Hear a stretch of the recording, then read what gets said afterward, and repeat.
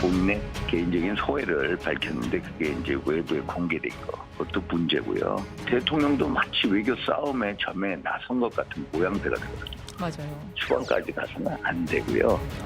이런 걸 가지고 오히려 새롭게 뭔가 돌파구를 열어야 된다.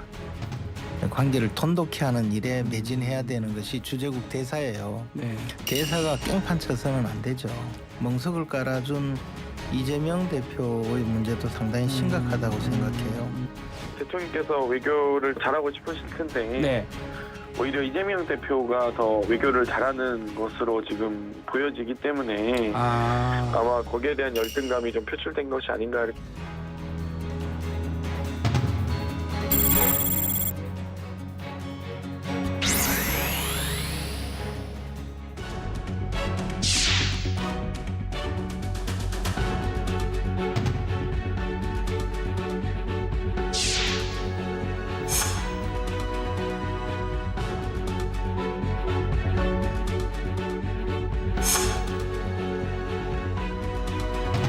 부산대 의전원 합격자 표창장 하나로 멸문지화를 당한 조국 교수의 가족, 너무 가혹하지 않는가? 그분이 뭐 어떤 정치적인 플랜을 가지고 움직임을 가지시던 철저히 무관심해야 된다고 봅니다. 구체적이고 진정성 있는 그런 설명 내지 사과가 선행이 돼야지. 이재명 대표가 이렇게 흔들린다면은 아니 이건 내가 달고 봐야 되겠다라고 하는 움직임이 확확 올라오는 거죠. 조국의 손을 잡는다. 그렇죠. 지금 민주당이 되게 잘 나가고 똘똘 뭉쳐 있다면 그렇게 못 움직일걸요.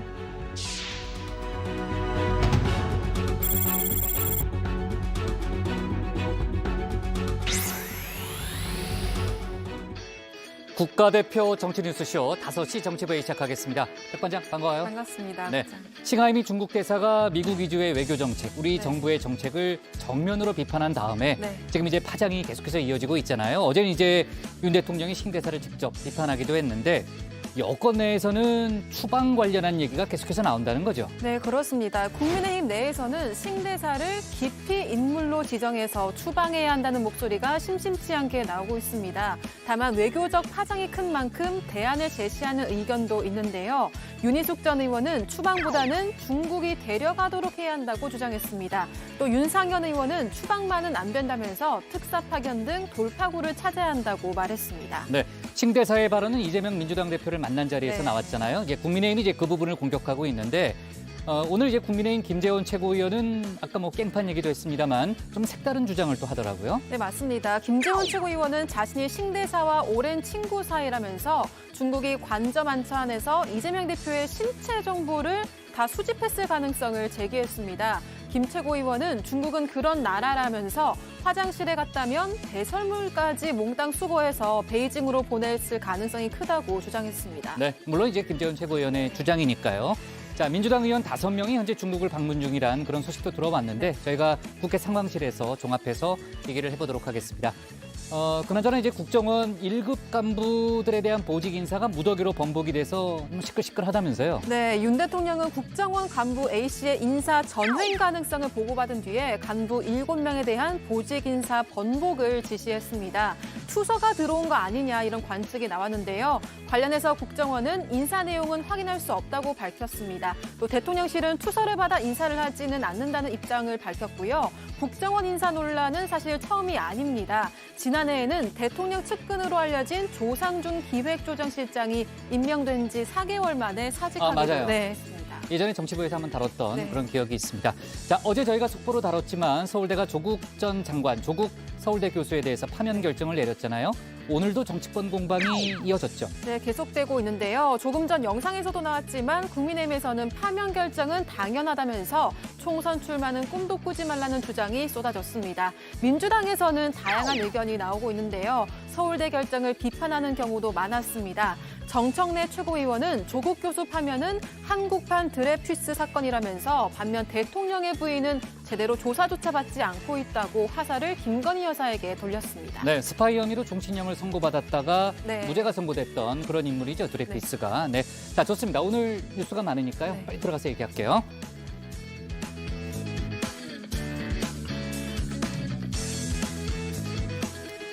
네, 오늘 회의는 류 실장 박마커, 유채커 조멘토 백반장, 김현숙 소통역사 그리고 정치부의 예청자 정의원 분들과 함께하겠습니다. 속보 실시간 반영하면서 열어놓고 회의를 진행하죠. 오늘도 국회에선 대정부 질문이 진행 중입니다. 자, 유채권 나가서 발제 준비하면 되고요. 박마커한테 물어볼게요. 박마커, 여야 대표가 지난번에 이제 정책 토론을 하기로 합의를 했지만은 사실 뭐 서로 이제 신경전만 벌이고 아직도 이제 감감무소식이잖아요. 오늘 이재명 대표가 소주 회동을 추가로 제안했다면서요. 네, 그 민주당 이재명 대표가 TV 토론을 하자고 하더니 꽝 구워 먹은 소식이라면서 비공개로 소주를 마시면서라도 얘기하고 싶다. 대신 의제는 추경 얘기해야 한다라면서 이 소주 회동을 제안을 했습니다. 이에 대해서 김기현 대표는 환영한다면서 립서비스 대신에 실질적인 대화가 될 수 있게 잘 챙겨봐야 할 것 같다라고 답했습니다. 네. 오가는 말은 나쁘지 않지만 실질적인 진전이 있을지는 좀 지켜봐야 되겠네요. 지난번에도 뭐 당장 TV 토론이 될 것처럼 뭐 그런 분위기가 만들어졌었는데 뭐 아직까지도 계속해서 말싸움만 오가고 있는 상황이니까요. 소주 회동이니까 유 실장이 좀 챙겨주기 바라고요. 자, 유한울의 뉴스픽 5부터 오늘의 정치부회의 출발하겠습니다.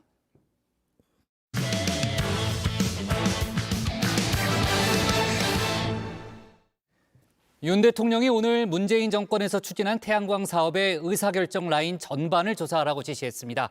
어제 감사원이 감사 중간 결과를 공개한 데 따른 후속 조치라고 하는데요. 그 밖에도 다시 전임 정권 때리기를 전면에 내세우는 모습입니다. 정치권 공방도 뜨거워지고 있는데 관련 내용을 유한울 체커가 정리했습니다. 5시 하면 다정해 정의원들의 뉴스 큐레이터 울체커입니다. 수요일의 뉴스픽 5 바로 들어갑니다.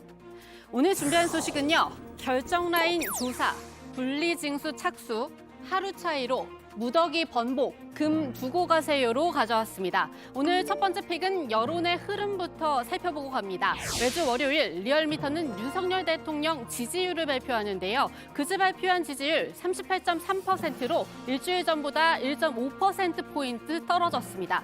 그 전주부터 시작해서 한동안 상승세를 타던 지지율이 사실상 꺾이는 모습입니다.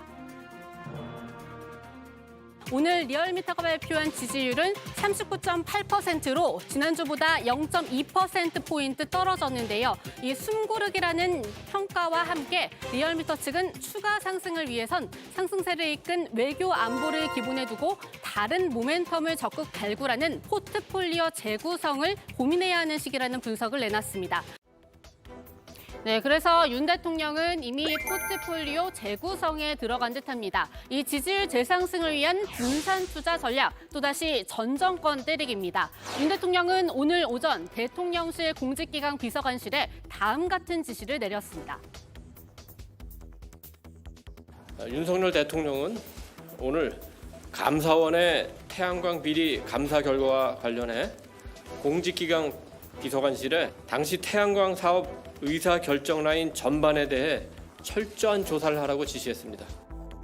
네, 문재인 정부의 대표적인 정책이었던 태양광 사업이죠. 그중에서도 의사결정 라인 전반을 콕 집어서 대통령실이 직접 감찰에 나서겠다니 과연 어디까지 올라갈지 궁금해지는데요. 대통령실 핵심 관계자는 관련 질문에 의사결정은 여러 곳에서 할 수 있다. 해당 부처에서 할 수 있고 또 해당 부처를 감독하는 기관에서도 할 수 있다. 이런 말을 남겼습니다. 이 해당 부처라고 하면 당장 산업부가 떠오르고요. 산업부를 감독하는 기관이라고 하면 결국 문재인 청와대까지 올라갈 가능성도 배제할 수는 없어 보입니다.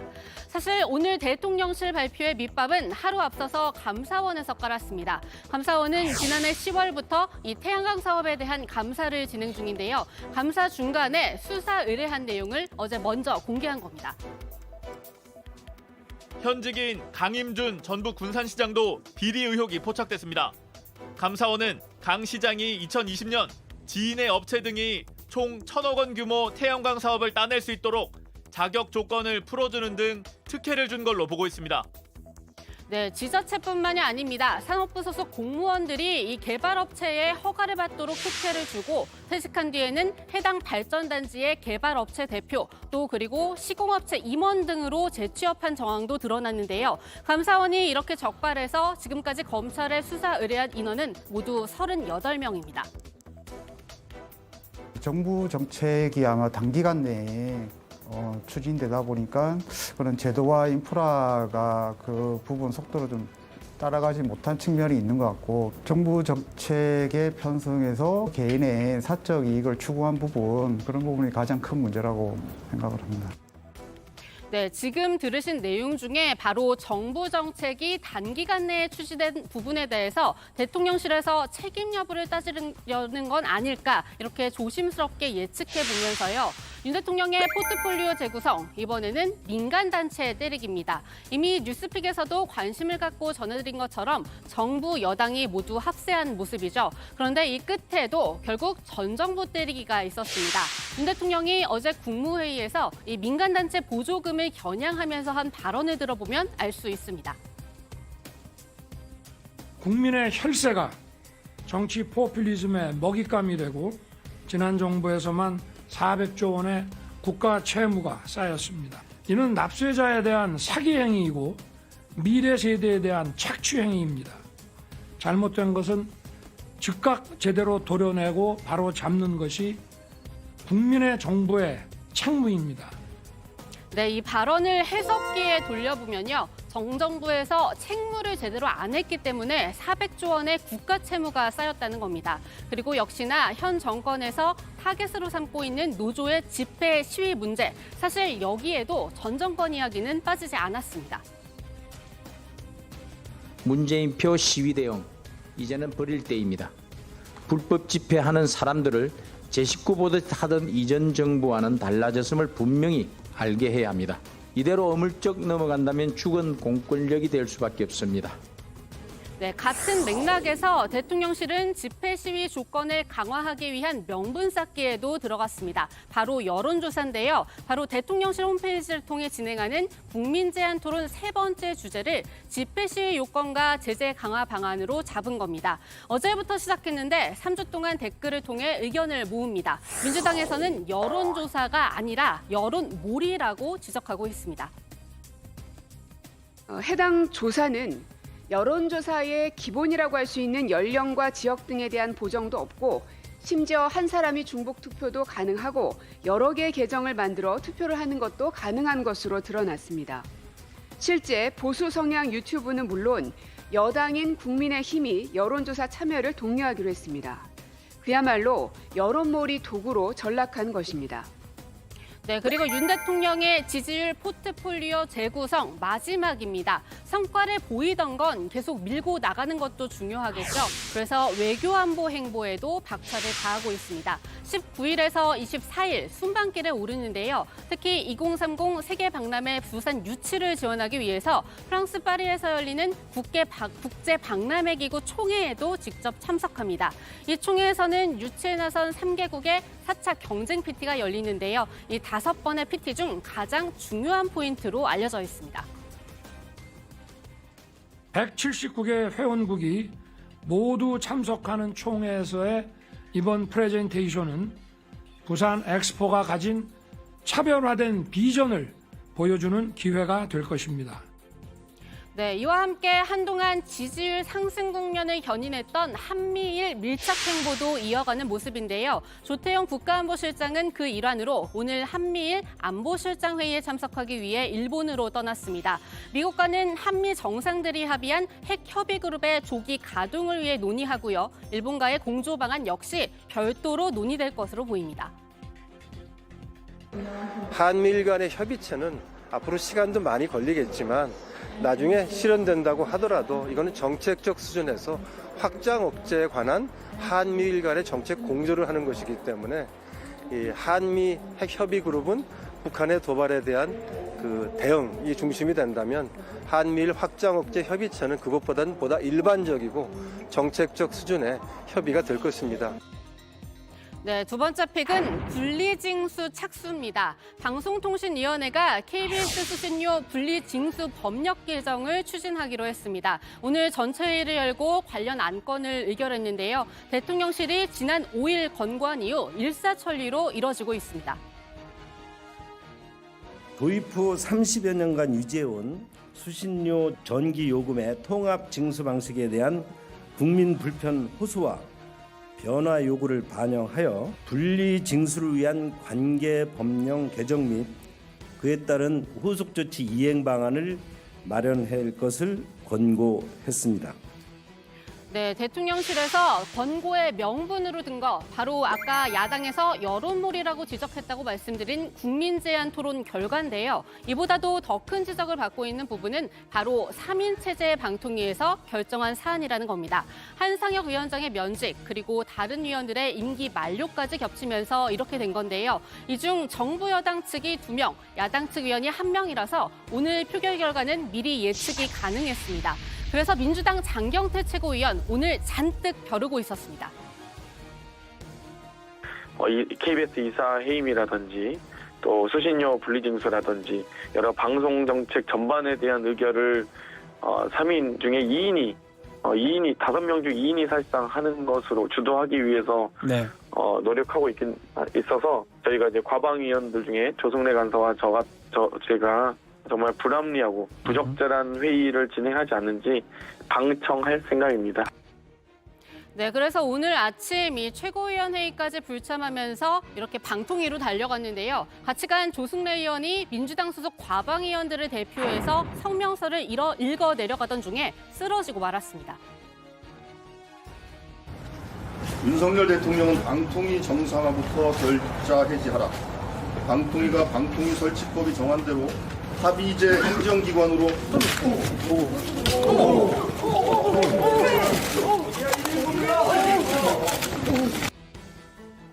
네, 의원실 관계자는 과로로 인한 빈혈이라고 설명했는데요. 결국 조승래 의원 혼자 여당 측인 김유재 위원장 직무대행에게 항의했지만 김대행 역시 반박에 나섰고 결국 오늘 이렇게 결론이 나버린 겁니다.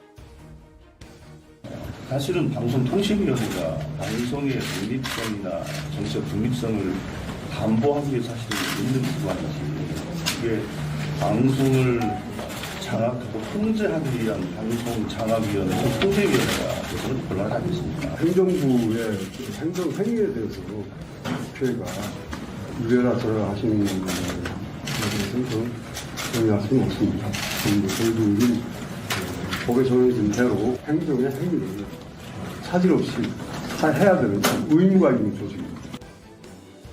그리고 이렇게까지 하는 이유, 결국 이동관 대통령실 특보를 방통위원장에 앉히기 위한 성동격서식 전략이 아니냐, 이런 말도 일각에서는 나오고 있습니다. 이 특보가 위원장이 된 이후에도 같은 전략 구사가 가능하다는 전망도 함께 나옵니다. 이동관 특보가 만약에 방통위원장이 됐을 때 이 학폭 입주를 덮기 위한 제재 본인이 생각할 때 좋은 방법은 뭐냐? 저쪽에 불이 나는 거죠. 언론 쪽에 더 불이 막 나가지고 이제 딱 그쪽으로 쟁점이 되고 관심이 쏠리면은 학폭에 대한 사그라들겠죠, 관심이. 근데 그럼 과연 그게 여권 전체한테는 좋은 거냐? 저는 그거 좀 부정적이에요. 총선 앞두고. 예.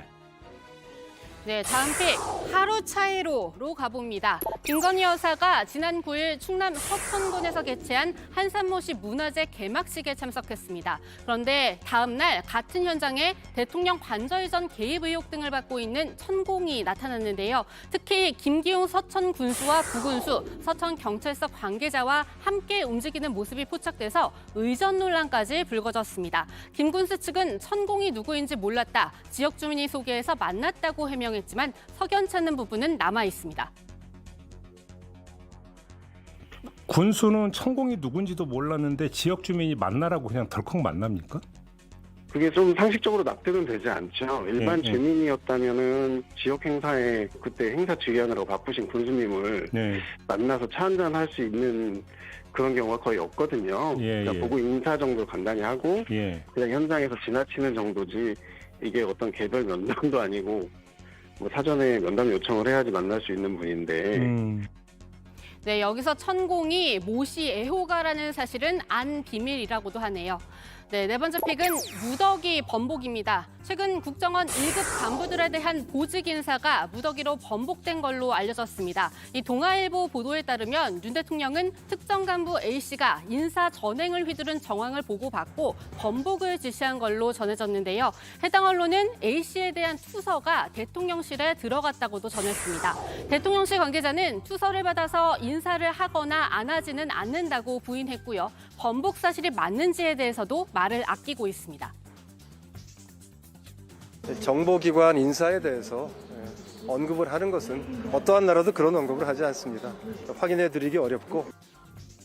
네, 마지막으로 금 두고 가세요 살펴봅니다. 일본 관세 당국이 귀금속 밀수 대책을 강화하기 위해 금이나 금제품 반입 심사를 엄격하게 시행하고 있다고 합니다. 실제 일본 여행 커뮤니티에는 이와 관련해서 일본 입국 때 불편을 겪은 사례들이 속속 올라오고 있는데요. 한 여행객은 금목걸이를 신고했는데도 세관에서 별도 공간에 데려가서 몸수색과 함께 가방까지 다 열어서 검사했다는 경험담을 올렸습니다. 우리 외교부는 따라서 고가의 금제품은 국내에 보관하고 가라고 공지했습니다. 네, 오늘의 뉴스픽은 여기까지입니다. 들어가서 원픽 뽑겠습니다. 뉴스픽 5였습니다. 네, 이번 정부가 이제 지난 정권의 태양광 사업을 겨눈 지는 사실 좀 오래됐죠. 감사원 감사도 진행이 되어 왔고, 하지만 이제 오늘 윤 대통령의 지시로 아까 이제 유채커도 설명했습니다만 주무부처인 산업부 그 이상으로 이제 칼날이 좀 겨눠질 수도 있다라는 그런 관측이 나오고 있고요. 정치권에서도 상당히 뭐 이번 조사에 또 오늘 윤 대통령 지시의 파장을 주목하는 그런 분위기입니다. 자, 민주당도 이제 이전 정부에 대해서 이제 무차별적인 이제 표적 수사 또는 조사를 하고 있다라고 또 반발을 하고 있으면서요. 또 동시에 이제 역공도 취하고 있는데 특히 감사원에 대해서 집중적인 또 공세를 펴고 있잖아요. 민주당이 권익위의 감사 결과에 대해서 오늘 집중적인 문제 제기를 했죠. 네, 그렇습니다. 이제 시작은 이번 권익위 감사의 주심위원인 이 조은석 감사위원의 글이었습니다. 이 조 의원이 감사원 내부 게시판에 글을 올려서 자신이 감사 보고서를 최종 검수하지 않은 상태에서 이 감사원 사무처가 보고서를 일반에 공개했다고 주장했습니다. 그러면서 헌법기관에서 있을 수 없고 있어서도 안 된 일이라고 비판했습니다. 여기에 대해 감사를 주도한 이 김영신 감사원 공직감찰본부장은 감사위원회의 의결대로 시행됐다면서 그 절차상 문제가 없다고 반박하고 있는 상태입니다. 네, 민주당에서는 바로 이 점을 들어서 오늘도 감사원에 대한 공세를 이어갔습니다. 박성준 대변인은 감사원을 강력하게 비판한다면서요. 감사원에 대해 국정조사와 국회 청문회를 적극 검토할 것이라고 말했습니다. 민주당 소속 국회 법사위원들도 기자회견 열었는데요. 조은석 의원의 문제 제기로 감사원의 악행이 또 한 번 드러났다면서 헌법기관이기를 포기한 만행을 저지른 자가 누구인지 감사원은 즉각 조사해서 그를 파면하고 뒷배가 누구인지도 파헤쳐서 고발 조치하라고 감사원에 요구했습니다. 국민의힘을 향해서도 감사원 국정조사 요구에 동참하라고 목소리를 높였습니다. 네, 민주당에서는 이제 감사원에 대한 국정조사 또 청문회 카드를 꺼내려는 그런 분위기고, 민주당이 이제 감사원을 때리고 있고 또 국민의힘은 사실 이제 그동안 선관위에 대한 또 공세를 펴왔잖아요. 또 그 사이에 또 감사원 감사가 개입이 돼 있고요. 선관위 관련해서 오늘 나온 속보가 하나 있는데 일단 권익위가 기자회견을 열고 선관위가 조사에 제대로 협조하지 않고 있다 이런 주장을 폈다는 거죠. 네, 그렇습니다. 오늘 정승윤 권익위 부위원장이 긴급 브리핑을 열고 이런 사실을 밝혔습니다. 오늘 오전부터 중앙선관위와 17개 시도선관위에 대한 현장 조사에 착수를 했는데 비협조적인 자세로 대응하고 있는 상황이다 이렇게 설명을 했습니다. 들어보시죠. 갑자기 태도를 돌변하여 감사원의 감사를 이유로 국민권익위원회 조사를 거부하고 있습니다. 그렇다면 앞서 국민권익위원회 조사에 협조하겠다고 한 것은 오로지 감사원의 감사를 회피하여 국민의 눈을 속이려는 얄팍한 꼼수였다는 것을 말합니까? 정 부위원장은 그럴 거면 감사원 감사를 전면 수용하고 권한쟁의를 영원히 포기하겠다고 선언하라라면서 그럴 경우 선관위의 조사 고배에 대한 수용 여부를 검토해 보겠다고 했습니다. 네. 선관위가 감사원의 감사 중에서는 이제 채용 비리 의혹 부분만 이제 수용하겠다고 밝혔고 권익위 조사는 사실 전면 수용하겠다는 그런 입장을 보인 걸로 기억을 하는데 아무튼 오늘 이제 관련한 여러 가지 공방이 있었군요. 자, KBS 수신료 분리 징수에 대한 본격적인 절차가 시작됐다는 얘기를 아까 유한을 체커가 했고 이번에는 이제 시행령만 고치면 되기 때문에 올해 내로 관련된 절차가 마무리될 수도 있다라는 그런 좀 얘기가 좀 나오고 있고 민주당에서는 관련해서 이제 이동관 특보에 대한 공세를 좀 펴고 있잖아요. 국민의힘에서는 또 한편으로는 뭐 이제 이동관 특보에 대한 이제 옹호 또 이제 반박을 하고 있는데 정치권에서는 이동관 특보를 또 논란의 인물이기 때문에 임명해야 한다 이런 주장도 나왔다는 거죠. 네, 맞습니다. 국민의힘 이용우 의원이 주장한 내용인데요. 이 의원은 한 언론 인터뷰에서 정권이 언론을 진영화하기 시작한 건 노무현 정부 때라고 주장하면서요. 현재 KBS나 MBC, YTN이 언론이라기보다는 민노총 소속이라고 보는 시각이 크다. 따라서 언론개혁이 필요한 측면에서 좀 센 사람, 추진력이 있는 사람이 필요하다. 이렇게 이 특보를 이 방통위원장에 임명하는 걸 옹호했습니다. 또 이런 상황이기 때문에 합리적이고 일반적인 상식적인 사람이 가서는 오히려 어렵다고 보는 게 여권 내 시각이라고도 전했습니다. 네. 자, 유체커 각오는 오늘의 원픽은 뭡니까? 네, 오늘의 원픽입니다. 윤 대통령 전 정부 조준 태양광 결정 라인 조사, 지지율 포트폴리오 재구성.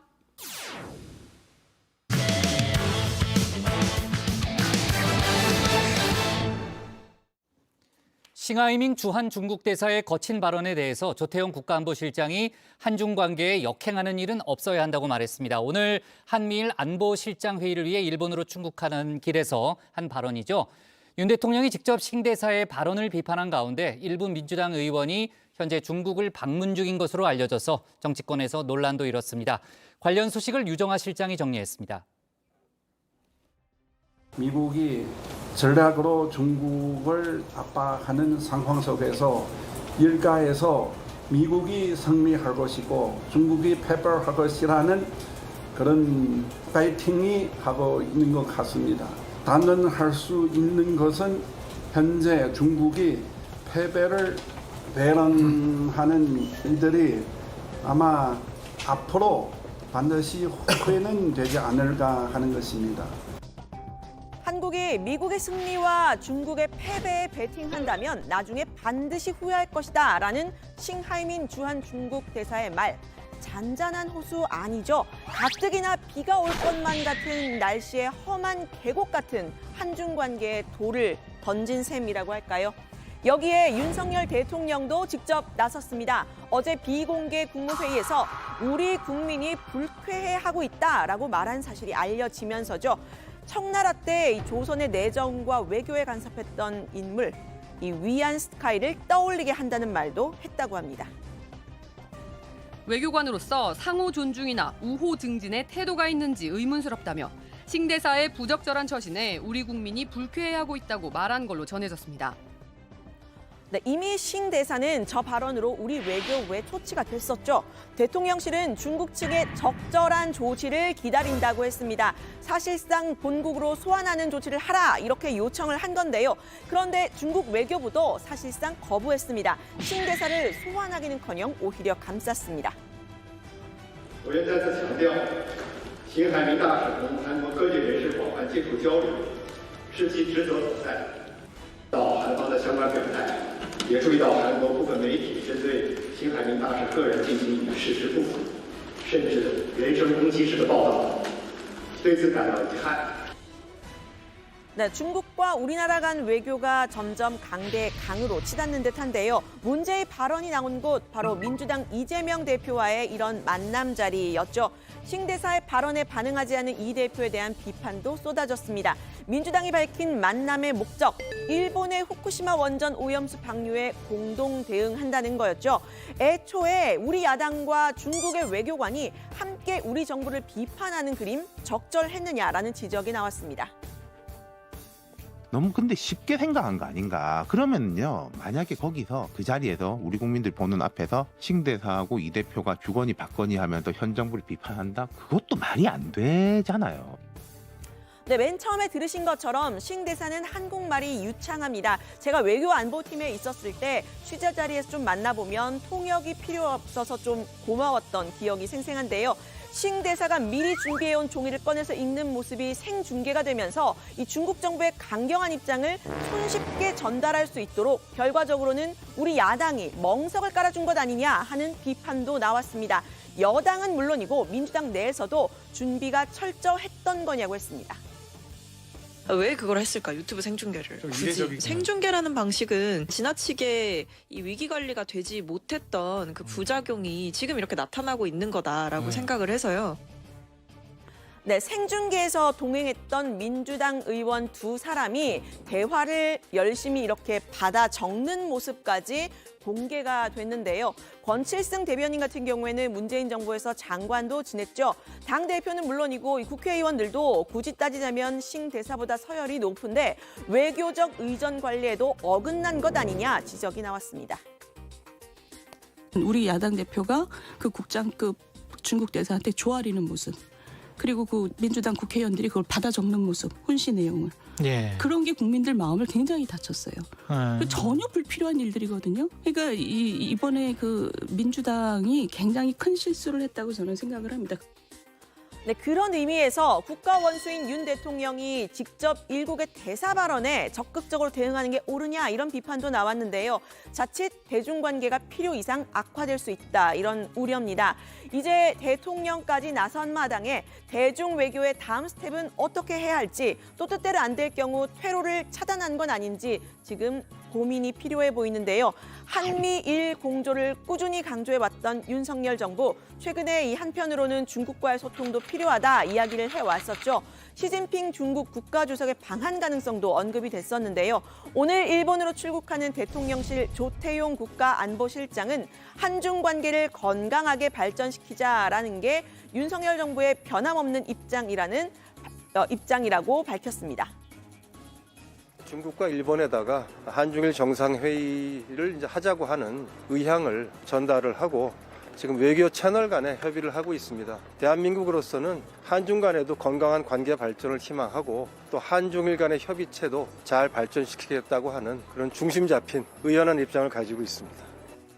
네, 국민의힘은 중국과 시행 대사를 향해서 한층 강경한 입장을 냈는데요. 페르소나 논 그라타, 즉 외교적으로 기피해야 할 인물로 이 싱대사를 설정하자 이런 말까지 했었죠. 싱대사와 개인적인 친분이 있다고 하는 김재원 최고위원도 이런 표현을 썼습니다.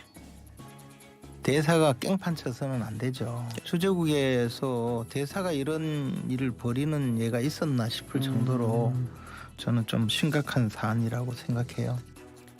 네, 민주당은 일단 말을 아끼는 분위기입니다. 대신에 이 민주당 민생경제특위 소속 의원 5명이 지난 12일부터 4박 5일간 중국에 머무르고 있다는 사실이 알려졌는데요.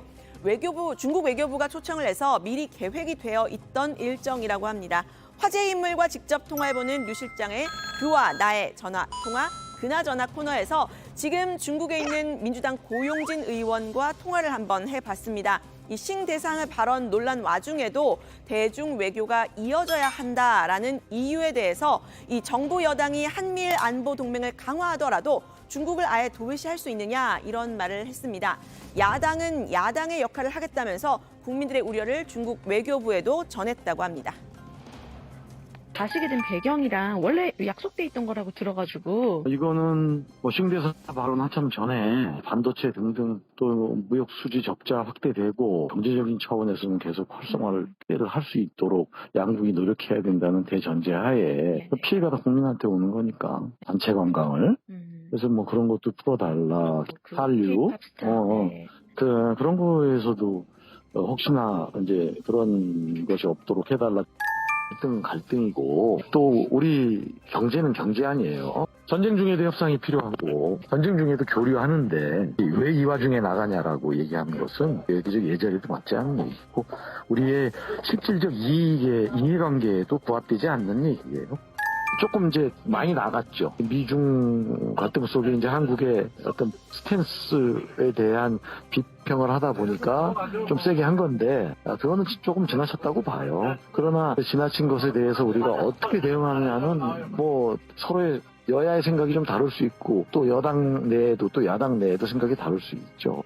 외교부 부부장, 손웨이동 외교부 부부장도 만나서 한중 관계 갈등에 대한 우려, 상호 국민적 정서를 자극하지 않는 그런 신중한 태도와 언사 이런 것도 필요하고 그래서 미래의 한중 관계를 잘 만들어가자 이러한 우리의 뜻도 전달을 했고 중국 측도 한중 관계가 잘 되기를 희망을 하고 있고. 네, 반면 국민의힘은 이 민주당 의원들의 중국 행에 대해서 조공외교 아니냐 이런 비판을 했는데 들어가서 더 이야기를 해보고요. 지금부터는 일본 얘기 좀 해보겠습니다. 후쿠시마 원전 오염수 방류가 초읽기에 들어갔죠. 도쿄전력은 지난 12일부터 방류시설 점검을 위한 시험 운전에 돌입을 했고요. 이르면 7월에 방류가 될 수 있다는 보도가 나오고 있습니다. 민주당 이재명 대표의 화살은 우리 정부와 우리 국무총리를 향했습니다. 일본의 대변인이냐고 했는데요. 한덕수 국무총리의 참으로 이해할 수 없는 답변을 들었습니다. 오염수 배출의 문제점을 지적하고 이를 막거나 또 그에 대한 대책을 강구하지는 못할 망정 아무 문제가 없다라는 취지로 내가 식수로 마시겠다, 마실 수 있다 이렇게 표현하는 것이 과연 가당키나 한 일이겠습니까? 과연 대한민국 정부가, 대한민국 국무총리가 일본의 대변인이 아닌가? 네, 한덕수 국무총리가 지난 대정부 질문에서 이 처리가 된 원전 오염수 마실 수 있다라고 했던 발언을 겨냥한 건데요. 총리는 그 안전이 검증되면 마시겠어요? 저는 안 마시겠죠? 기준에 맞다면 저는 마실 수 있습니다. 마실 수 있어요? 네. 그럼 우리가 한번 공수를 해볼까요? 네, 그렇게 하시죠.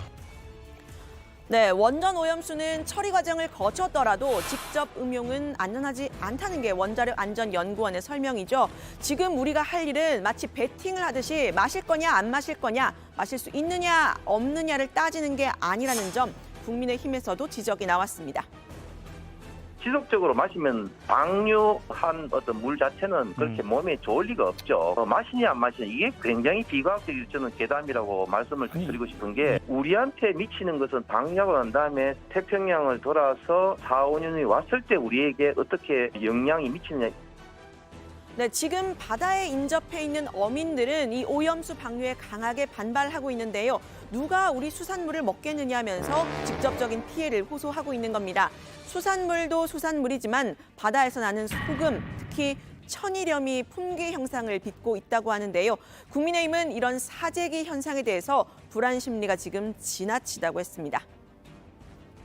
2011년도부터 13년도까지 그때는 최소한의 어떤 처리 장치가 없이 그냥 나왔지 않습니까? 그런 것들이 지금 충분히 우리 해역에 오고도 남을 시간인데 우리나라 주요 해역에 미치는 어떤 방사능 어떤 수치가 유의면 수치가 없었습니다. 사재기 같은 이런 불안 심리가 너무 좀 지나칠 필요는 없다고. 네, 민주당은 만약에 이 오염수 방류가 이뤄지게 되면 당장의 피해 보전 대책이 필요하다 이런 주장을 폈는데요. 과거 코로나 때 정부가 피해를 보상하면서 보조금을 지급했던 사례를 들었습니다.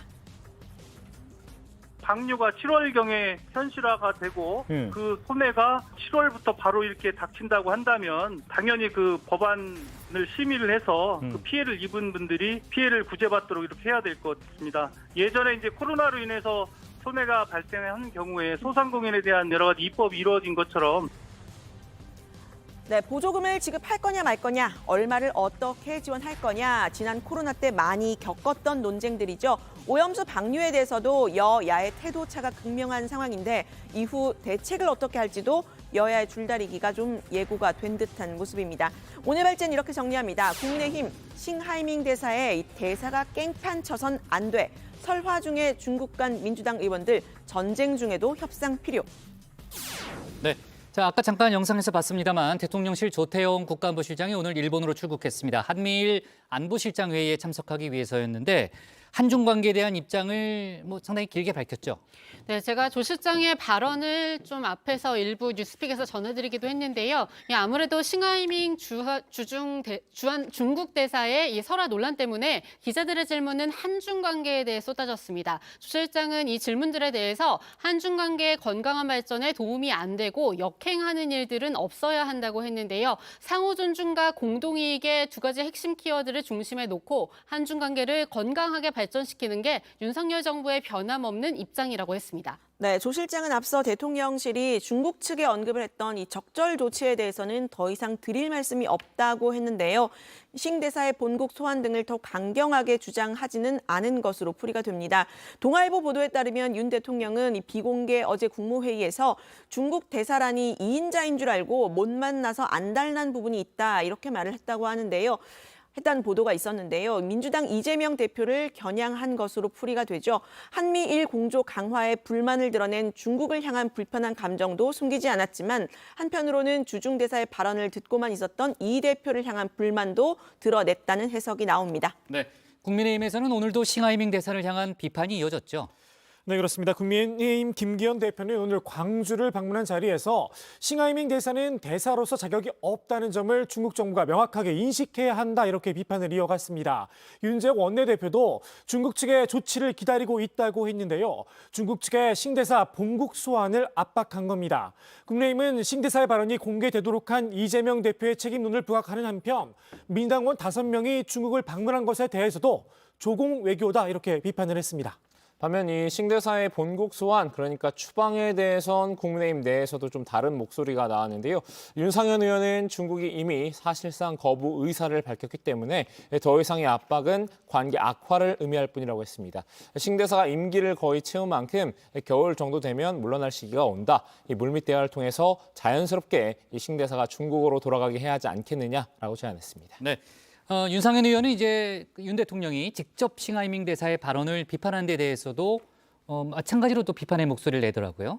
네, 이 윤 대통령이 싱 대사의 발언을 우리 국민들이 불쾌해한다고 했다는 이 발언이 비공개 국무회의에서 나온 거죠. 이걸 공개한 것 자체가 잘못됐다고 비판한 건데요. 대통령도 알려지는 것까지 생각하지는 않았을 거라고 했습니다. 대통령이 마치 외교 싸움의 전면에 나선 모양새가 바람직하지 않다고도 지적했는데요. 결국 중국과의 관계 악화만을 의미할 거란 얘기입니다.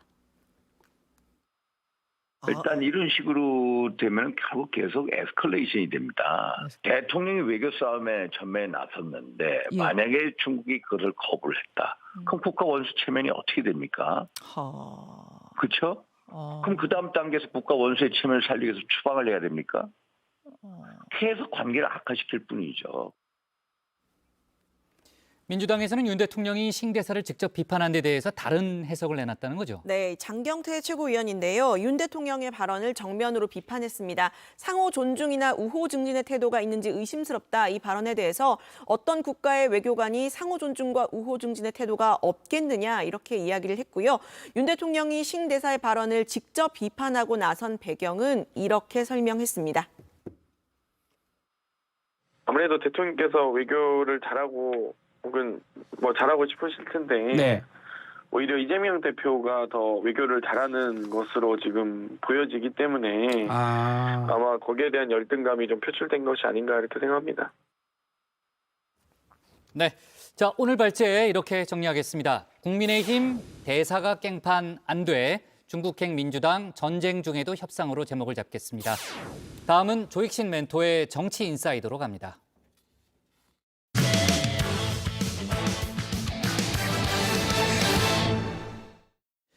지금부터는 민주당과 국민의힘 소식 차례로 알아보겠습니다. 민주당이 새 혁신위원장 인선 작업을 진행 중이죠. 정근식 서울대 명예교수 또 김은경 한국외대 법학전문대학원 교수로 압축됐다는 얘기가 들려오고 있습니다. 비명계에선 의원들의 추천 1순위였던 김태일 전 총장이 배제됐다는 불만의 목소리도 나오고 있는데요. 관련 내용을 정치 인사이드에서 짚어보겠습니다.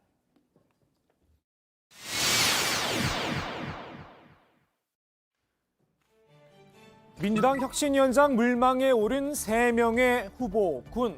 현재 최종 검증 작업을 진행 중이라고 하는데요. 앞서 이래경 사태의 교훈이 있었죠. 과거 발언, 재산 내역 등을 꼼꼼하게 살펴보고 있다고 합니다. 아직 혁신위원장과 관련해서는 의견 좀 수렴 중이고 가급적 빠른 시일 안에 발표할 예정이라는 말씀을 전해드리겠습니다. 당내에선 지도부가 정근식 명예교수와 김은경 교수를 놓고 최종 후보를 저울질 중이란 이야기가 나오는데요. 낙점 대상에서 제외된 김태일 전 총장, 의원들이 꼽은 1순위 추천자라고 하죠. 최근까지도 언론 기고 등을 통해서 민주당을 강하게 비판해온 인사이기도 합니다.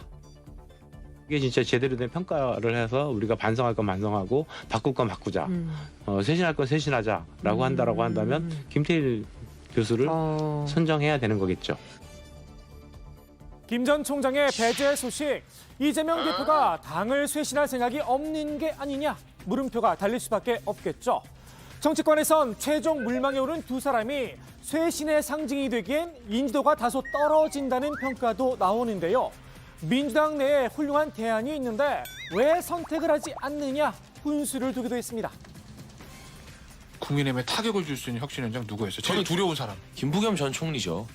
그리고 좀 젊은 사람 중에 찾겠다고 하면 김혜영 전 의원이죠. 공포스러워요. 저도 김혜영 전 의원님 생각이 좀 나기는 하는데요. 이래경 이사장님이 이제 낙마하고 나서 또 틀려버리면 안 되니까, 또 실패하면 안 되니까 이렇게 무난한 인사를 선택하게 되는 것 같아요. 그러니까 혁신이랑은 좀 계속 멀어지는 거죠. 민주당에선 인지도는 바라지도 않는다, 자주 섞인 반응이 나오기도 했습니다.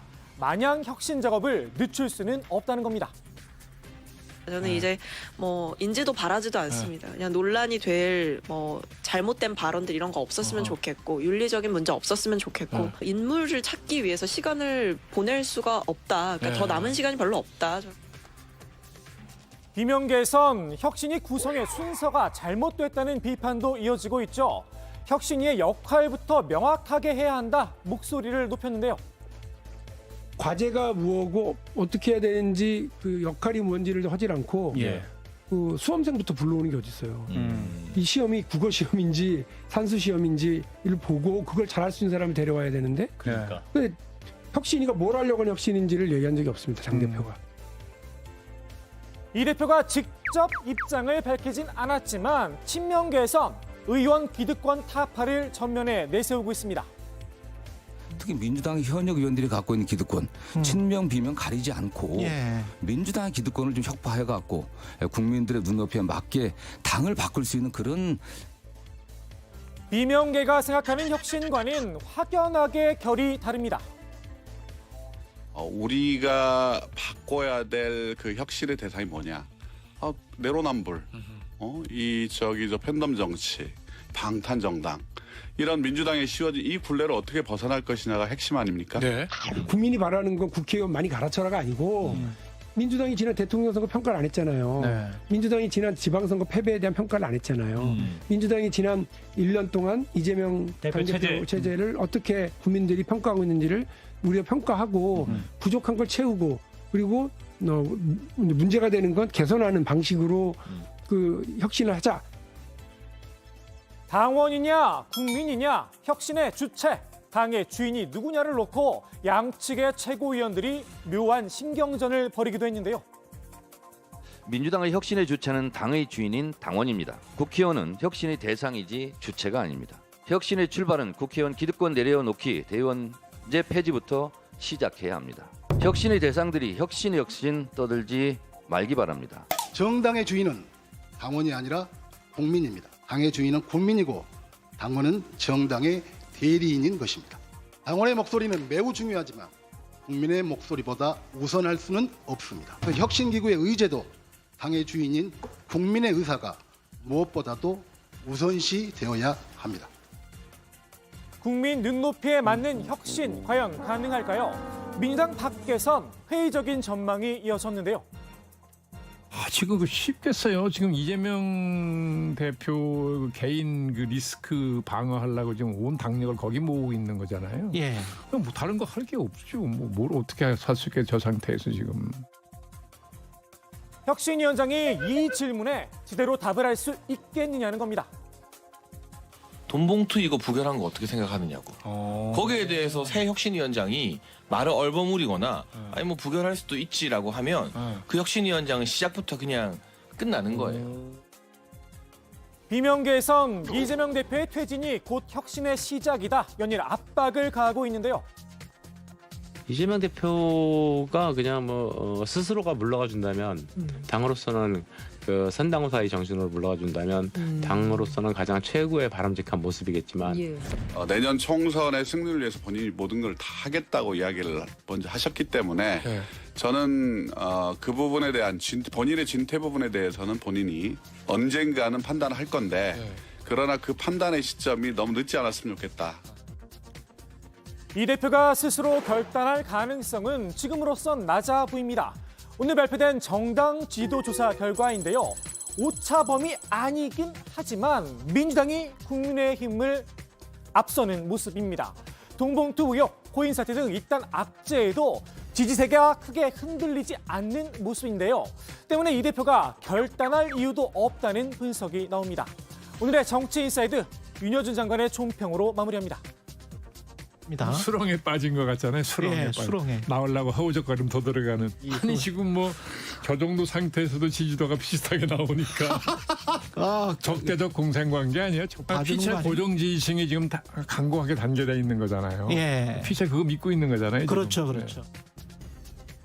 네, 윤여준 전 장관이 이제 국민의힘 상황에 대해서도 이제 폭넓게 비판을 했는데 그 얘기는 저희가 뒤에서 추가로 해보도록 하고요. 민주당 이재명 대표가 추경 편성을 촉구하면서 국민의힘 김기현 대표에게 다시 한번 회동을 제안했다는 거죠. 네, 그렇습니다. 최근 이재명, 김기현 이 두 대표가 상대방의 아들 문제를 거론하면서 감정 싸움으로까지 번졌죠. 이것 때문에 양당 대표의 TV 토론도 사실상 무산되는 분위기였는데요. 이재명 대표가 추경 논의를 전제로 오늘 회동을 제안했습니다. 직접 들어보시죠. 김기현 대표님도 추경과 관련해서 굳이 원하시니 비공개로 소주 마시면서라도 만나서 얘기하고 싶습니다. 대신에 의제는 술 얘기, 밥 얘기가 아니라 추경 얘기라야 합니다. 이 대표는 그동안 TV토론 등 공개 만남을 주장하면서 여당이 제안한 비공개 회동에 거부감을 보여왔는데요. 한 발 물러선 셈입니다. 이 대표의 제안에 김기현 대표도 일단 화답했습니다. 단순하게 국면 전환 혹은 시선 회피를 위한 형태의 립 서비스가 되지 않도록 실질 내용을 갖춘 대화가 될 수 있도록 잘 챙겨봐야 할 것 같습니다. 다만 이번에도 실제로 회담으로 이어질지는 지켜봐야 할 듯합니다. 이 대표가 추경을 의제로 제안했기 때문인데요. 추경호 경제부총리는 추경 생각은 전혀 없다고 밝힌 상황입니다. 한쪽에서 세수가 부족하다고 하면서 갑자기 35조 원을 더 쓰자고 하면 돈이 없는데 어떻게 해야 하느냐는 겁니다. 네. 민주당이 정청래 최고위원의 반발로 진통을 겪었던 상임위원장 인선을 오늘 마무리 지었다는 거죠. 네, 그렇습니다. 의원총회를 열고 이제 민주당 몫의 6개 상임위원장 인선을 마무리했습니다. 예산결산특별위원장의 서삼석, 그리고 행안위원장의 김교흥, 교육위원장의 김철민, 산업통상자원 중소벤처기업위원장의 이재정, 그리고 보건복지위원장의 신동근, 그리고 환경노동위원장의 박정 의원을 각각 내정했습니다. 모두 재선 의원들이고요. 오늘 오후 열린 국회 본회의에서 투표를 거쳐 선출이 됐습니다. 네, 조국 전 법무장관이 서울대 교수직에서 파면이 됐잖아요. 어제 저희가 속보로 다뤘던 내용인데 오늘 민주당 최고위 회의에서 조 전 장관을 옹호하는 목소리가 나왔죠? 그렇습니다. 정청래 최고위원인데요. 프랑스의 유명한 간첩 조작 사건이죠. 드레피스 사건을 거론하면서 서울대 조국 전 장관 파면을 비판했습니다. 정 최고위원의 말 직접 들어보시죠. 징계위에 해부된 사유는 3가지로 딸의 장학금 600만 원 수수 의혹, 사모펀드 관련 증거 조작 의혹, PC 등 증거 은닉 조사 의혹인데 이 중 장학금 부분만 1심 유죄 판결이 났고 나머지 2개는 무죄입니다. 별건 수사로 달랑 동양제 표창장으로 엄마는 징역 4년, 아버지는 교수직 파면, 딸은 입학 취소가 된 것입니다. 부산대 의전원 합격자 표창장 하나로 멸문지화를 당한 조국 교수의 가족, 너무 가혹하지 않는가? 네, 최고위원회는 아니었지만요. 장경태 최고위원은 라디오 방송에 출연을 해서 서울대가 갑자기 지난해 7월에서야 징계를 논의했다면서 윤석열 대통령을 비롯한 국민의힘이 집권 여당이 됐기 때문에 논의가 시작된 게 아니냐 이런 의구심을 떨칠 수가 없다고 말했습니다. 네, 어제 상황실에서도 저희가 얘기했습니다만 조국 전 장관의 총선 출마설은 계속해서 정치권에서 흘러나오고 있잖아요.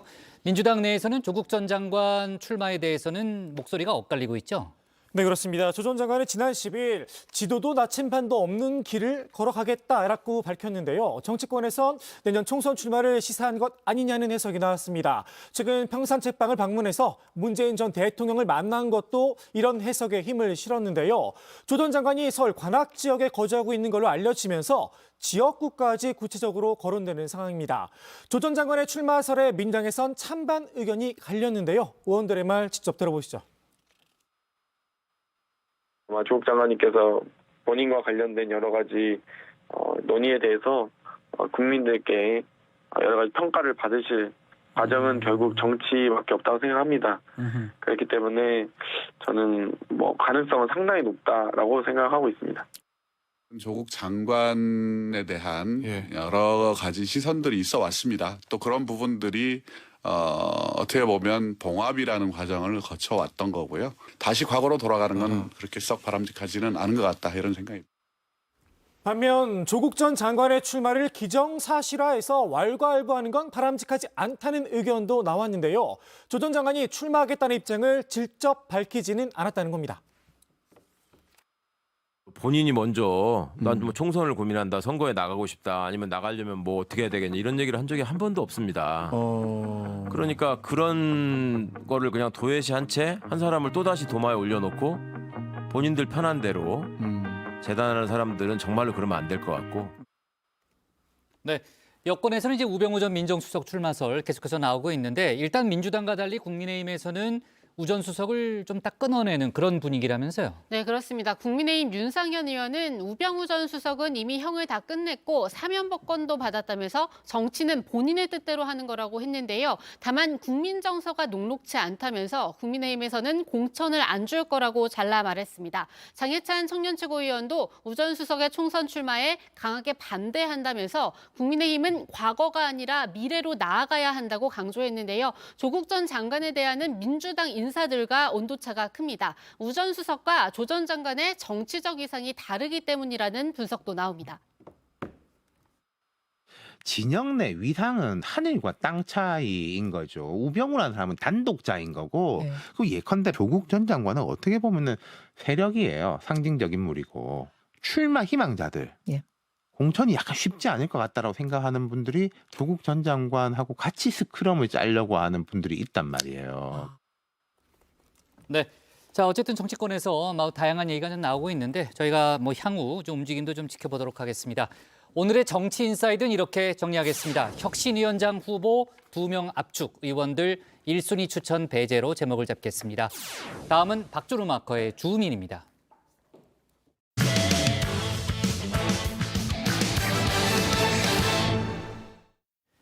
이번엔 국민의힘 소식 짚어보겠습니다. 홍준표 시장이 당 상임고문 해촉 이후에 비윤으로 살짝 방향을 틀었다, 이런 평가가 정치권에서 나오고 있죠. 여러 정치 현안과 관련해서 윤석열 정부와 결이 다른 목소리를 내거나 여당 지도부를 강하게 비판하는 경우가 많았습니다. 또 유승민 전 의원은 기존 캐릭터를 유지하면서 윤 대통령을 향해 꾸준히 쓴소리를 내고 있는데요. 관련 소식을 주민에서 짚어보겠습니다. 검찰총장까지 하셨습니다. 그런 식으로 억지로. 정치 26년 하시고 왜 그렇게 하십니까? 정치하신 지 4개월 됐습니다. 4개월 되신 분이 느닷없이 대통령 나온다고 하니까 내가 참 어이가 아니, 제가 국민들이 왜 그러면 그렇게 지지를 하시고 했습니까? 그럼 기존의 그 정치 하신 분들한테 국민들이 실망을 했기 때문에 그렇게 하신 거 아닙니까? 우리 윤석열 수사팀장이 적폐 수사하는 거는 다 잘한 거고, 지금 이 문재인 검찰이 지금 윤석열 후보의 부인이나 장모 주가 조작 사건이나 배임 사건 이런 거를 수사하는 거는 계속 지금 정치적 수사라고 보여지는데 이건 206개월 안 남았지 않습니까? 오늘 이재명 윤석열 의혹 지금 수사에서 진실을 밝히지 않으면 이명박 MB 5골 난다 이런 돈을 질문한테. 피해 다닌 사람인데 무슨 예. 그런 말씀을 하십니까?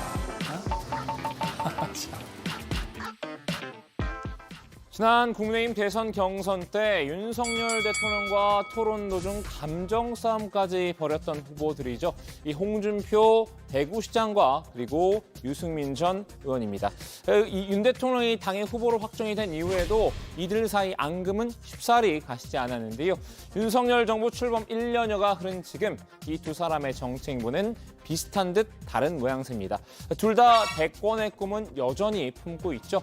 존재감 유지를 위해 부단히 애쓰고 있습니다. 이 공통점부터 살펴보자면 여러 현안에 대해서 이 활발한 논평을 내놓고 있다는 점입니다. 이번 중국 대사는 방지하기 이를 데 없네요. 방지하다. 그건 방지하기 이를 데 없다. 꼭 하는 짓이 문재인 정권 때 한국 정부 대하듯이 하네요. 싱하이밍 대사가 정말 대사가 그런 오만하고 무례한 발언을 했죠. 말이 안 되는 발언을 했죠.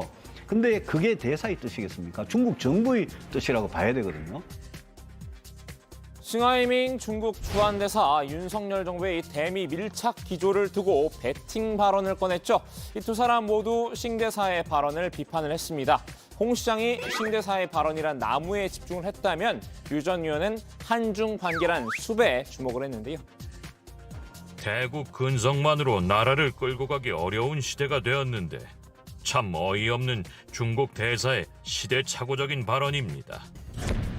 이제는 중국하고 대화를, 당장은 힘들 겁니다. 네. 이런 사태가 있었으니까 중국하고 대화를 지금 실무 차원에서부터 차곡차곡 시작해서 중국하고, 저는 중국 시장 물론이고요, 안보 차원에서도 중국의 협력은 중요하거든요. 알겠습니다. 중국을 절대 버리지 마라, 그 말씀을 드리고 싶어요. 두 사람은 이 노정 관계가 악화 일로로 치닫는 데 대해서도 훈수를 뒀는데요. 유 전 의원은 정부가 노동 법치주의란 미명하에 노조를 일방적으로 억누르는 건 옳지 않다는 입장을 밝혔죠. 근데 노동개혁이 그냥 공권력을 엄격하게 집행하는 거, 그게 힘으로 노조를 억누르는 게 그게 노동개혁이냐? 아니라는 거죠. 노사정 대타협을 하지 않으면 그러면 노동개혁을 할 수가 없습니다. 그렇기 때문에 정부는 절대 노동개혁하고 대화의 끈을 놓아서는 안 되는 거거든요. 공권력에만 기대기보다는 이 최대한 대화를 해야 한다는 주장인데요. 윤 대통령이 먼저 노조의 손을 내밀고 이 대화의 물꼬를 터야 한다고 조언했습니다. 전 대통령께서 이런 중요한 문제는 직접 나서가지고 한국노총, 민주노총하고 자, 우리 대화하자. 대화해서 나라 미래를 위해서 노동시장을 유연하게 가는 거. 그 대신에 노동자들한테 아주 튼튼한 사회 안전망을 보장하는 거. 홍 시장은 아예 본인이 시범을 보였습니다. 이 노조와의 대화에 직접 나섰는데요. 이 경제사회노동위원회 불참을 선언한 한국노총 전국시도의장단과 만난 겁니다. 제가 얼마 전에 만나면 좋은 친구 한국노총이라고 했습니다. 아마 전국 17개 광역단체 중에서 한국노총에서 노동정책 자문관을 대구시 정식 공무원으로 모시고 노정관계를 늘 협의하고 의논하는 것은 대구시밖에 없을 겁니다. 대통령께서는 그 당선자 시절에 한국노총에 오셔가지고 한국노총에 좋은 친구가 되겠다는 말씀하셨는데 저도 저 친구가 많기 때문에 저는 나쁜 친구보다는 그 좋은 친구를 꼭 필요로 하는데 시장님께서 그 한국노총에 좋은 친구가 되시겠다고 해서 더욱더 감사하고요. 현안에 대해서 거침없이 견해를 표출한 게 닮은 꼴 행보라면 또 차이점도 있습니다. 이 일관성이란 측면에서 구별되는데요. 먼저 홍준표 시장은 이 대선 경선 직후에는 윤 대통령과 어느 정도 거리를 두며 줄타기를 한 모습이었죠. 하지만 이 정부 출범 이후에는 친윤 코인에 올라탔습니다. 모두가 친윤이 돼야 한다고 외쳤었는데요. 힘들게 정권 창출을 했는데 그걸 지금 앙금을 갖고 지금 정착하지도 못하는 현 정부를 흔들어서 되겠습니까? 만약 친윤 비윤으로 따져가지고 앙금이 있다면 내가 제일 있어야죠. 친윤 비윤이 아니라 어떻게 보면 지금은 모두 친윤이 되어야 할 그런 시점이 아닙니까? 국민의힘 전당대회 국면에서도 이 친윤 후보인 김기현 대표를 간접적으로 지원하는 분위기였죠. 하지만 이 사랑제일교회 목사 전광훈 씨 문제를 두고 김 대표와 사이가 틀어졌는데요. 결국 홍 시장은 당 상임고문 자리에서 해촉까지 당했습니다. 국힘당의 그 원로시니까 중앙당에도 조금 그런 말씀 한 번씩 해주시면 좋을 것 같아요. 이야기를 하는데 당대표가 좀 옹졸해가지고 말을 잘 안 들어요. 당대표가 좀 옹졸해가지고 이야기하니까 상임고문도 해촉하고 그러잖아요. 상임고문 해촉의 진짜 이유, 이 김 대표와의 갈등보다는 윤 대통령을 향한 홍 시장의 팩트 폭행이 결정적이었다는 관측도 나왔었죠. 그 정치 초보 대통령을 뽑아놔놓고 노련한 상임 정치와 같은 대화와 토론하고 타협하고 그건 넌센스라고. 노련한 정치력이 있는 사람은 다 제치고 정치력이 없는 대통령을 뽑았어요. 그런데 정치력이 없는 대통령을 다 뽑아놔놓고 왜 그 탓을 하느냐. 이 때문일까요? 이후 홍 시장의 기류는 180도 바뀌었습니다. 김기현 대표 때리기에 집중하고 있는데요. 김 대표 체제로는 내년 총선을 치르기 어렵다고 본 눈치입니다. 당 지도부는 도대체 뭘 하고 있는지 걱정이 많습니다. 내년 선거도 막판 막가파 공천으로 무책임한 선거를 치를 것인지 요즘 당 지도부 하는 거 보니 참 걱정입니다. 부패 방탄에 갇힌 민주당이 오히려 우리 당의 지지율을 상회하는 여론조사를 볼 때는 기가 막히고 가슴조차 먹먹해집니다.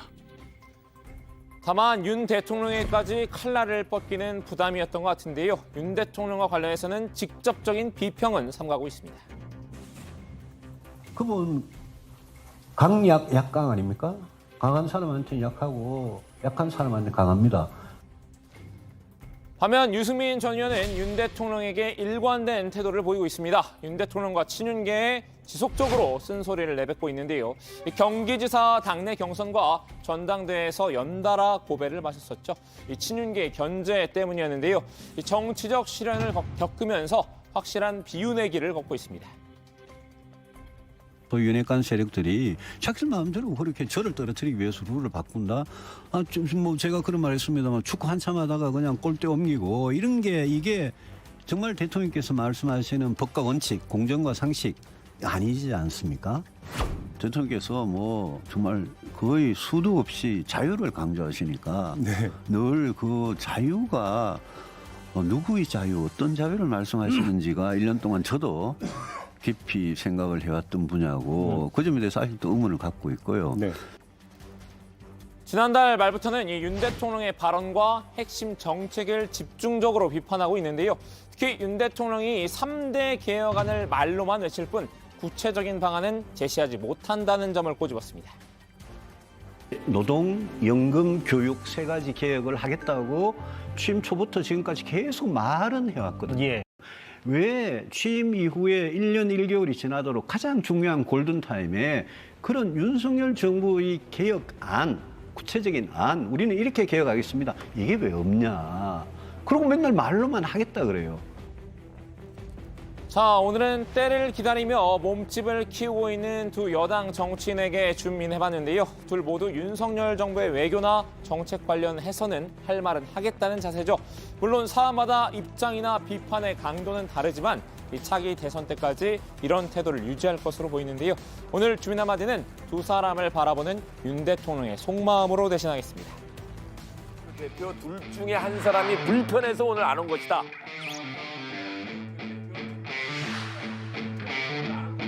네. 둘 다 불편해, 둘 다. 둘 다 불편해. 네. 홍준표 시장과 하태경 국민의힘 의원, 뭐 어떻게 보면 이제 정치권에서 앙숙이라고 부를 정도로 상당히 이제 사사건건 좀 충돌을 해왔는데 오늘도 이제 두 사람 간의 설전이 이어졌습니다. 홍 시장이 험지에 출마할 인물이 없다는 취지로 당 지도부를 비판했는데 그것에 대해서 이제 하태경 의원과 또 티키타카 공방이 벌어졌죠. 네, 그렇습니다. 홍 시장이 어제 페이스북에 총선을 이끌고 갈 지역 중심 인물마저 부재인 상태에서 앞으로 총선을 어떻게 치르겠다는 건지 걱정이라고 지적을 했죠. 대통령 측근조차 수도권을 버리고 지방으로 간다고 하고 그나마 서울 지역도 강북이 아닌 강남에 출마하겠다고만 날뛰고 있는데 당 지도부는 도대체 뭘 하고 있는지 걱정이 많다 이렇게 비판을 했는데요. 오늘 하 의원이 이를 두고 홍 시장은 그런 말을 할 자격이 없다고 해서 두 사람이 또다시 격돌했습니다. 홍준표 시장도 멈추지 않고 있습니다. 요즘 목소리를 부쩍 내면서 아니 뭐 다 강남으로만 가려고 하냐, 검사들 다 어디로 가려고 하냐 그 얘기하던데 무슨 홍 시장님은 그런 말할 자격이 없지. 왜요? 지난번 선거 때 제가 아직도 기억하고 있는데 당에서는 서울로 와라. 네. 근데 본인 끝까지 거부했잖아요. 대구로 그래서 가셨죠. 자기 텃밭으로 갔잖아요. 네. 무소속으로 나가긴 했지만. 네. 그래서 뭐 다른 사람은 뭐 그렇게 얘기할 자격이 있지만 아무튼 홍 시장님은 그럴 자격은 없는 것 같아요. 알겠습니다. 네, 홍 시장도 가만히 있지 않았는데요. 자신은 한 번도 안방 국회의원을 지낸 일이 없다고 강변했습니다. 나는 이미 강북 험지에서 오랫동안 국회의원을 한 이력이 있다. 공천받아서 영남 지역에서 안방 국회의원을 지낸 일이 단 한 번도 없다고 주장했는데요. 지난번에는 마지막이라고 생각하고 고향에서 하고자 했으나 세 군데나 쫓겨다니다가 대구 수성구을 우리 당 국회의원이 출마하지 않은 지역을 택해서 무소속으로 나간 거다. 이렇게 주장하기도 했습니다. 네, 홍 시장은 자기가 험지에서 국회의원도 해봤으니까 할 말이 있다는 뭐 그런 얘기인 것 같은데 하태경 의원을 당에서 퇴출시켜야 한다 이런 주장도 했다는 거죠. 네, 홍 시장은 이 주사파로 출발해 팔색조 정치로 시류에 따라 이 수양버들처럼 옮겨다니는 그런 사람은 이제 우리 당에서 퇴출시켜야 한다고 지적했는데요. 언제 표변할지 모르는 카멜레온은 이제 다시 제자리로 돌려보내야 한다면서 하 의원을 직격했습니다. 이 몸부림쳐도 소용없을 거다. 이 천방지축 떠드는 날이 얼마 남지 않았다고 경고하기도 했습니다. 네, 앞서 두 사람은 홍 시장이 이재명 민주당 대표를 만났을 때 설전을 벌이기도 했었죠. 홍 시장이 이 대표 앞에서 이 국민의힘 대표가 옹졸해서 말을 잘 안 듣는다 이렇게 말을 한 것이 화근이 됐습니다. 하 의원은 만나서 왜 자기 집 험담을 늘어놓냐 팔푼이처럼이라고 이렇게 원색적인 비난을 가했는데요. 홍 시장은 이에 간에 붙었다 쓸개에 붙었다 하면서 정치 생명을 연명하는 건 얼마나 보기 추하냐며 맞불을 났었습니다. 네. 자, 다음 이야기로 넘어가서요. 앞서 이제 윤여준 전 장관의 이제 민주당에 대한 평판을 좀 들어봤는데 윤 전 장관이 윤석열 정부의 1년에 대해서 야박한 평가를 내놨다는 거죠. 네, 그렇습니다. 윤여준 전 장관은 윤 대통령 취임 후 1년에 대해서 지금 가만히 생각해봐라. 취임 1년 동안 무엇이 기억이 남느냐라고 반문을 했는데요. 직접 들어보시죠. 윤석열 대통령의 경우에는 물론 대통령 할 생각을 뭐 오래전부터 한 건 아니라 하더라도 너무 준비 없이 등장한 거 아닌가. 지금 가만히 생각해 보십시오. 취임 1년 동안에 무엇이 기억에 남으십니까? 바이든 날리면. 그러니까 이게 예. 그렇잖아요. 예. 예. 그리고 뭐 이제 뭐 연금죠. 예. 노동 그 개혁하겠다 그러는데 그거는 워낙 오래 묵은 과제이기도 하고 쉽게 해결이 안 되는 과제죠. 예. 예. 그런데 1년 동안 뭐 제대로 착수한 것도 지금 없다시피 한 거잖아요. 예.